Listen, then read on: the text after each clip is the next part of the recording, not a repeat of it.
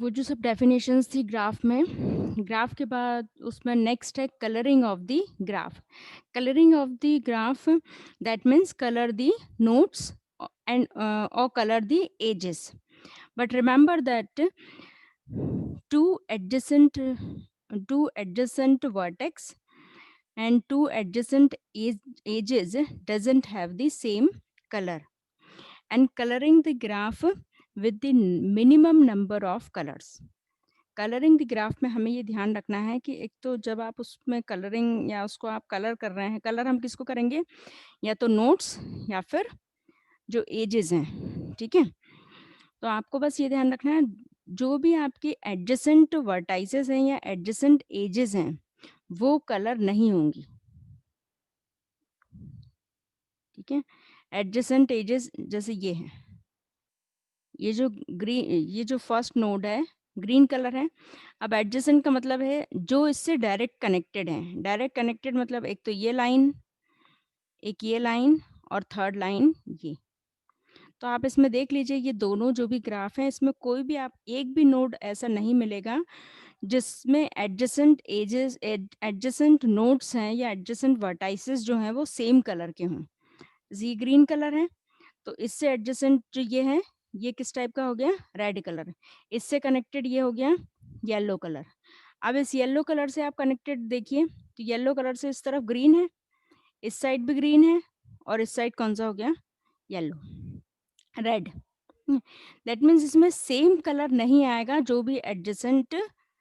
ऐसा कभी नहीं होगा कि ये भी आपको येलो मिल गया और ये वाला नोट्स भी येलो है। आपको बस ये ध्यान रखना है कि जो डायरेक्ट कनेक्टेड जितने भी वर्टाइसेस हैं वो वर्टाइसेस सेम कलर के नहीं होने चाहिए। सेकेंड थिंग, ग्राफ कलरिंग में हमें minimum number of colours use करने हैं। जैसे ये वाला जो ग्राफ जब आप देख रहे हैं ये तो ठीक है, ये तो डिफरेंट टाइप से उसमें कलर्स हैं, बट इसमें आप तीन कलर्स हैं, रेड, ग्रीन और येलो। इन तीनों कलर से इसके सारे नोट्स को कलर्ड किया हुआ है, ठीक है। अब ये जो जितने नंबर्स इसमें जितने कलर्स किसी भी ग्राफ में होते हैं, ठीक है, तो वो जो मिनिमम नंबर ऑफ कलर्स हैं this is known as the chromatic number of the graph. ये क्रोमेटिक नंबर, क्योंकि ये उसमें है सिलेबस में कलरिंग एंड क्रोमेटिक नंबर, तो both are the connected with each other. chromatic number that means minimum color in the colored graph। जो भी coloured graph है उसमें आपको हमें उसमें मिनिमम कलर्ड यूज करने हैं और वो जो नंबर ऑफ कलर्स हैं this is known as the chromatic number of the graph. वो क्या होता है, क्रोमेटिक नंबर। क्रोमेटिक नंबर आप किसके लिए डिफाइन करोगे, कलर्ड ग्राफ के लिए, ठीक है। ये देखिए the chromatic number of a graph G written as x bracket of G. इस टाइप से हम उसको डिफाइन करेंगे, x g is the minimum number of colors needed to label the vertices। Labelling actually ये लेबलिंग होती है या आप उसको हाईलाइट कर रहे हैं कलर्स के थ्रू वर्टाइसेस को या फिर एजेस को आप अगर हाईलाइट कर रहे हैं तो this is labelling, known as labelling. तो ये जो आप लेबलिंग कर रहे हैं ये आपको मिनिमम कलर्स के थ्रू करनी है और इसको हम कैसे डिफाइन करते हैं, जैसे x of g equals to 3। ये है ये 1, ये 1 2 एंड 3 एंड 4। 4 हैं तो 4 के लिए मिनिमम नंबर कितने हो सकते थे इसमें, 1 2। देखिए ये जो ग्राफ है ये वाला हमने नोड लिया, कौन सा नोड लिया, रेड कलर का। अब रेड कलर का जो नोड है इससे कनेक्टेड नोड्स कितने हैं, नोड्स दैट मीन्स वर्टाइसेस, ये 1, this is 2 and this is 3। अब आपको ये ध्यान रखना है ये जो तीनों जो वर्टेक्स इस वाले वर्टेक्स से कनेक्टेड हैं, डायरेक्ट कनेक्टेड हैं, इन डायरेक्ट कनेक्टेड वर्टेक्स में किसी का भी कलर रेड नहीं होना चाहिए। ये हमें ध्यान रखना है जब भी हम उसमें कलर कर रहे हैं अगर ग्राफ में। तो जैसे ये रेड है तो जब ये रेड है तो फिर आपको इन तीनों के लिए डिफरेंट कलर चूज करना है। ये 1, 2 और ये 3, इन तीनों के लिए आप क्या चूज करोगे? Different colour. भाई ये हो सकता है जैसे ये रेड है तो इसके लेफ्ट साइड वाला भी ब्लू हो गया और राइट साइड वाला भी ब्लू हो गया। वो हम कर सकते हैं। क्यों कर सकते हैं? क्योंकि ये जो दोनों ब्लू हैं, ये दोनों ब्लू वर्टेक्स एक दूसरे से डायरेक्टली कनेक्टेड नहीं है। ये देखिए, इनके बीच में कोई एज है क्या? इसके बीच में कोई एज है? नहीं है। जब इसके बीच में कोई एज नहीं है तो इसको हम सेम कलर का रख सकते हैं। ठीक है। बट ये जो रेड है, इस रेड से ये जो तीनों कनेक्टेड हैं, ये सेम कलर के नहीं होने चाहिए। Same colour that means red नहीं होना चाहिए इसमें। अब रेड नहीं है, ठीक है। और ये जो मिनिमम नंबर ऑफ कलर्स हैं, this is defined as chromatic number of the graph, chromatic number of the graph, ठीक है। तो chromatic number, colored, both are connected to each other. Chromatic, that means number of the used color in the colored graph. Next, planar graph.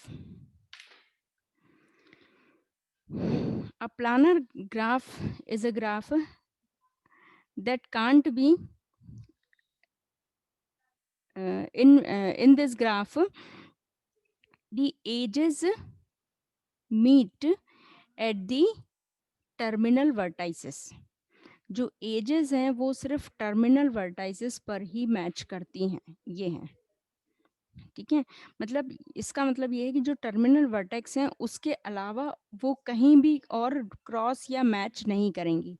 जैसे जब आप इस वाले की बात कर रहे हैं हम, ये जो ग्राफ है, this is not a planar graph. ये प्लानर ग्राफ नहीं है क्योंकि ये तो टर्मिनल वर्टेक्स हो गए, 1, 2, 3 और ये 4। इन 4 टर्मिनल वर्टेक्स पर जो एजेस हैं वो कनेक्ट हो रही हैं, बट ये बीच में भी क्रॉस कर रही हैं। बीच में क्या कर रही हैं? क्रॉस कर रही हैं, क्योंकि ये क्रॉस कर रही हैं। ये कोई 3D ग्राफ नहीं है, सिंपल ग्राफ है। और ये यहाँ पर क्या हो रही है? क्रॉस कर रही हैं। जब ये क्रॉस कर रही हैं तो यहाँ पर भी एक क्या, ठीक है, ये इनका क्रॉसिंग पॉइंट हो गया। बट आप इस ग्राफ को देखिए, इस ग्राफ में क्या है? ये 4 पॉइंट्स हैं, ये दोनों आपके कनेक्टेड हैं, बट इस एक जो ये वाली एज है, इसको हमने ओवरलैप नहीं किया, इसको हम बाहर से ले आए हैं। जब हम बाहर से लेकर आए हैं मतलब ये आपस में क्रॉस नहीं कर रही हैं,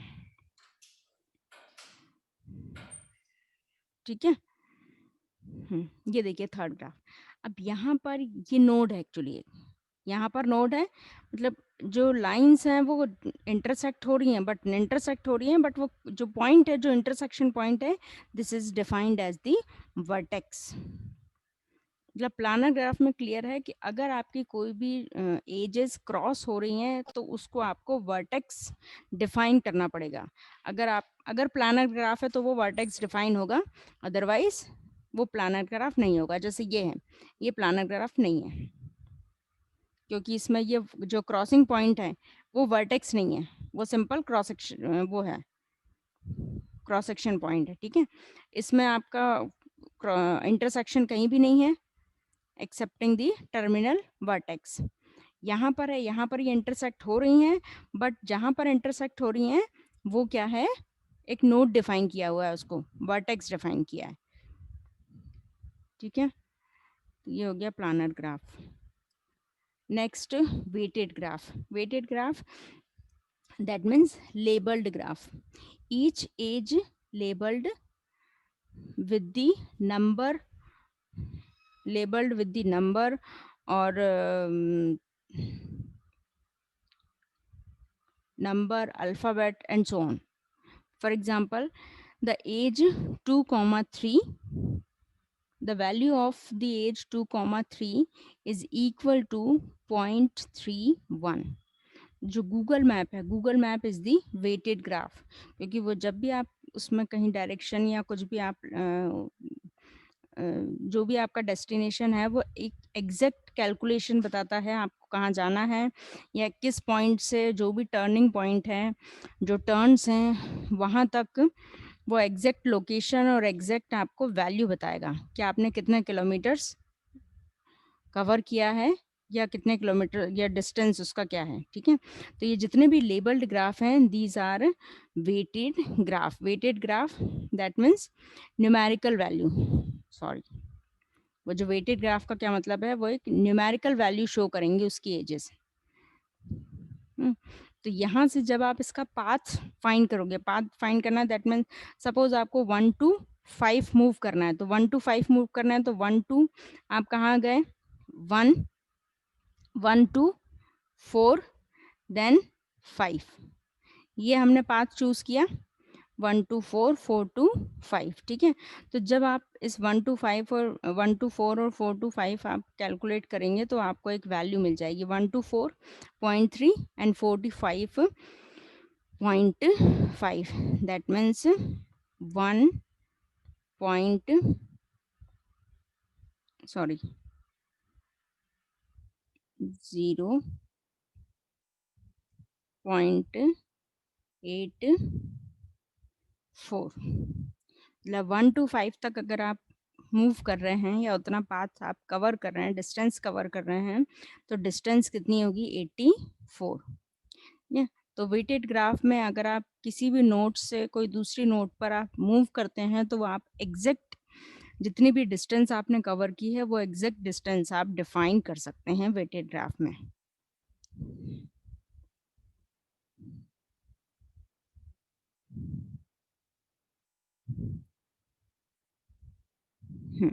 नेक्स्ट है डायरेक्टेड ग्राफ। डायरेक्टेड ग्राफ हम वो कर चुके हैं पहले discuss. Directed graph that means direction, अगर उसमें डायरेक्शन है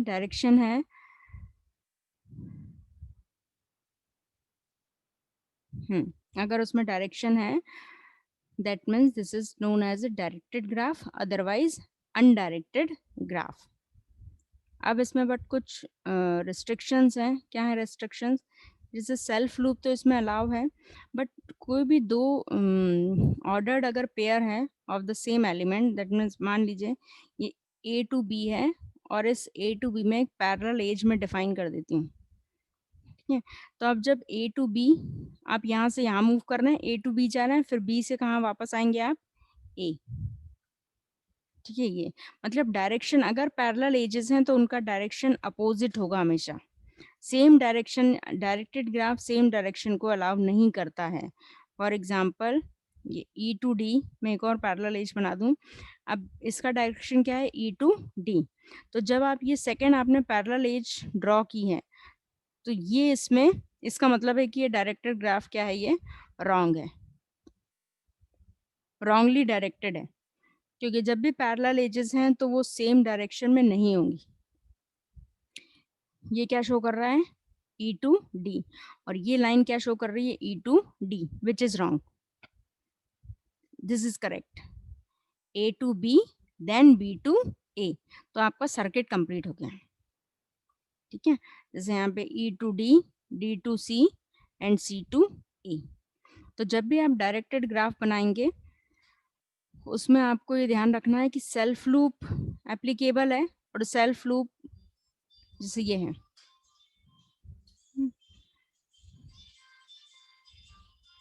सेल्फ लूप का डायरेक्शन आप कुछ भी रखें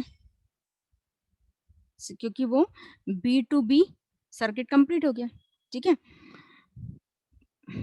ये कहाँ जा रहा है बी टू बी, एक ये मिल गया सर्किट। अब यहाँ पे आप ऐसा कर सकते हो A to B, B to D, और जो भी बन रहा है डी टू सी, ठीक है, और C to A, E to D and so on, इस टाइप से। सेल्फ लूप अलाउड है but parallel edges with opposite direction does not allow in directed graph। अगर डायरेक्टेड ग्राफ है तो उसमें parallel edges with opposite direction ये allow है, but same direction allow नहीं है, सेम डायरेक्शन उसमें नहीं होगा अगर आप पैरेलल एजेस उसमें लेकर चल रहे हैं तो डायरेक्टेड ग्राफ में। Next walk. Walk is an alternative sequence of vertices and edges, ठीक है। अब vertices और edges का जो हम इसमें वो बता रहे हैं वो मैं इसमें शो करती हूँ डायरेक्टेड ग्राफ में वॉक क्या होती है। ठीक है। फॉर एग्जाम्पल ये जो हमने ग्राफ लिया ABCD, तो अब इसमें वॉक क्या हो जाएगा, आपने ए से स्टार्ट किया, ए से आप स्टार्ट किया, ए से कहाँ गए आप, B टू हम गए D to C and C to E to, फिर वापस चले गए D टू हम चले गए फिर C। इस टाइप से ये एक वॉक है। और वॉक आप दोनों ग्राफ में डिफाइन कर सकते हैं, डायरेक्टेड ग्राफ हो या फिर अनडायरेक्टेड। डायरेक्टेड ग्राफ में जो सीक्वेंस है वो फिक्स है, मतलब A टू B है, आप B टू A नहीं ले सकते हैं।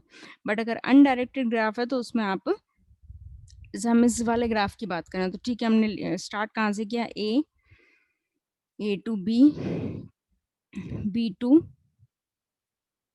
A to B, B to C, C to D and D to E। इस सेकंड वाले के लिए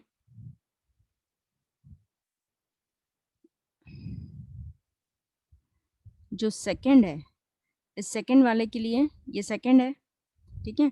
और जो फर्स्ट है, फर्स्ट वाले के लिए जो उसका रिप्रेजेंटेशन है फिक्स रहेगा। तो वॉक में क्या होता है कि इसमें, ठीक है, हमने यहाँ पर लेबलिंग नहीं की है,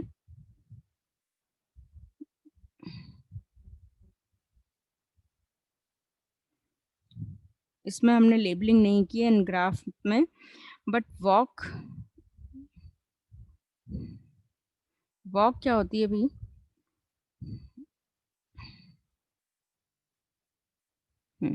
वॉक में सिंपल आपको ऐसे शो करना है, जैसे कोई भी आपका ग्राफ है तो उसका आ जाएगा नोड, फिर एज, फिर नोड, फिर एज, फिर नोड, फिर एज, जैसे आप मूव कर रहे हैं, सिंपल, ठीक है। बट जो एज इसमें रिपीट नहीं होगी, वर्टेक्स बिल्कुल रिपीट हो सकते हैं, मतलब एक ही डायरेक्शन में आप बार बार नहीं जाएंगे सेम पाथ पर, बट हाँ आप वाया वर्टेक्स, किसी दूसरे वर्टेक्स को क्रॉस करते हुए आप किसी दूसरे साइड जा सकते हैं, बट सेम एज पर आपको सेकेंड टाइम मूव नहीं करना है, वो आपका सिंगल टाइम आप उसको कवर करोगे, किसको, एज को। बट वर्टेक्स यहाँ पर मोर देन वन अपेयर हो सकता है। अब इसमें दो है, open walk and closed walk. Open walk में क्या है कि आप, open walk that means and, that means आपका सर्किट ड्रॉ नहीं हो रहा है। सर्किट का मतलब होता है जहां से आपने स्टार्ट किया वहीं पर आकर आपने एंड कर दिया, बीच में आप कहीं भी एंड कर सकते हो, तो ये हो गया ओपन वॉक। और क्लोज्ड वॉक दैट मीन्स जहां से आपने स्टार्ट किया आपने एंड वहीं पर किया, ठीक है, मतलब आपने एक पूरा सर्कल कंप्लीट कर लिया। तो अगर सर्किट बन रहा है तो वो हो जाएगा आपका क्लोज्ड वॉक। अब जब क्लोज्ड वॉक है तो उसमें जो टर्मिनल वर्टाइसेस हैं वो कॉमन रहेंगे। नेक्स्ट है इसमें पाथ। पाथ इंपॉर्टेंट है क्योंकि वो उसमें कई चीज़ों में उसको हमें पाथ को डिफाइन करना पड़ता है कई ग्राफ्स में। तो पाथ जो है वो वॉक से कनेक्टेड है। An open walk, an open walk in which no vertices appears more than once is called a path, ठीक है। अब इसमें vertex path that means open walk रहेगी, मतलब वॉक में क्या करते हैं, वर्टेक्स और एजेस का हम एक ऑल्टरनेटिव सीक्वेंस फॉर्म करते हैं। बट इस सीक्वेंस में, वॉक में क्या है कि आपका vertex more than one time appear हो सकता है, बट पाथ में उसको हमें वर्टाइसेस को भी सिंगल टाइम अपेयर होना चाहिए।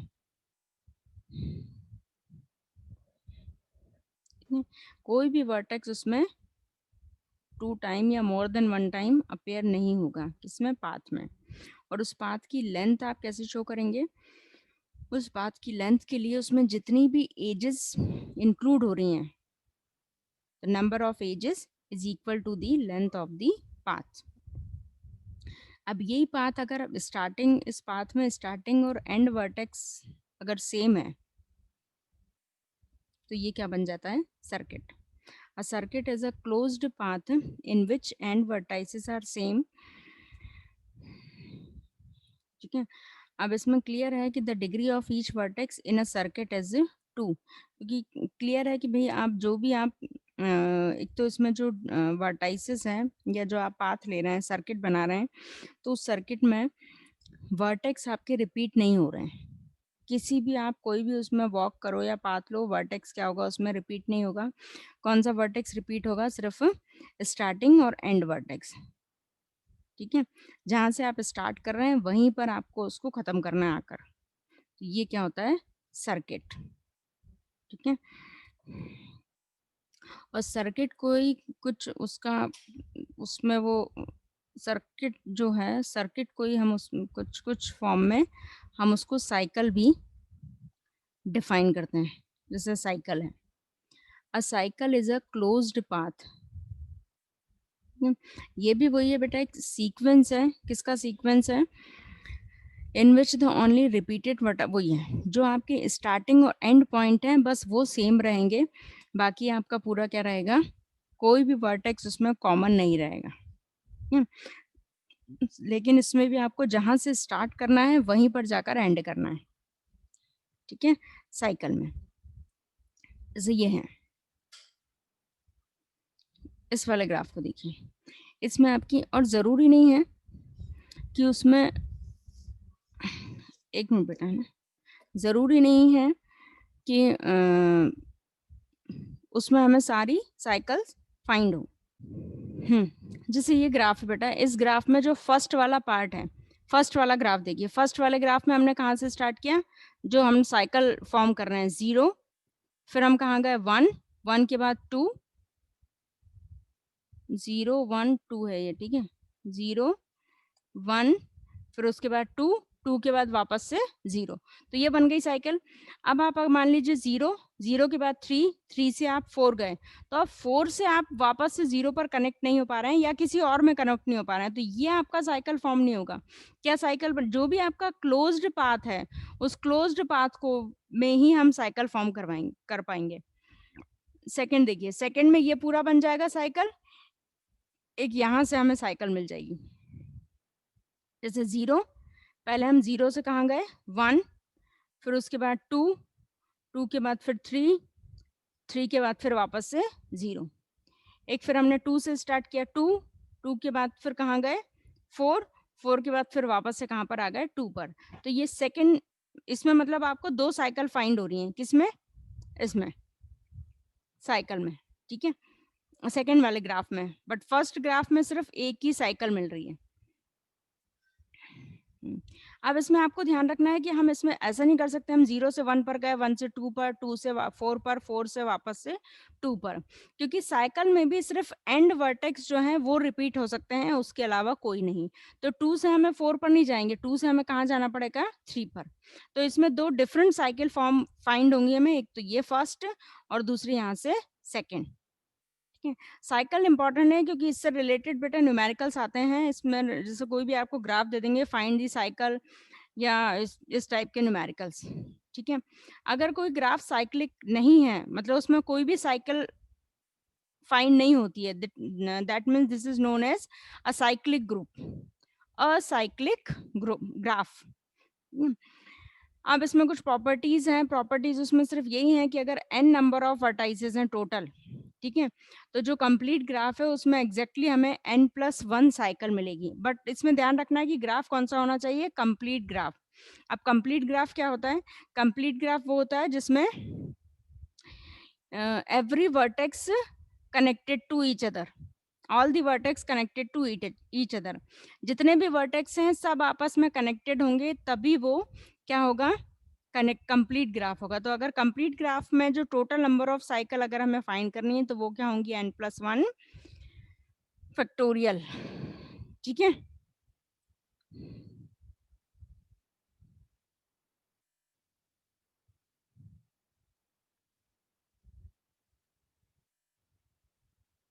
ठीक है, ये हो गया।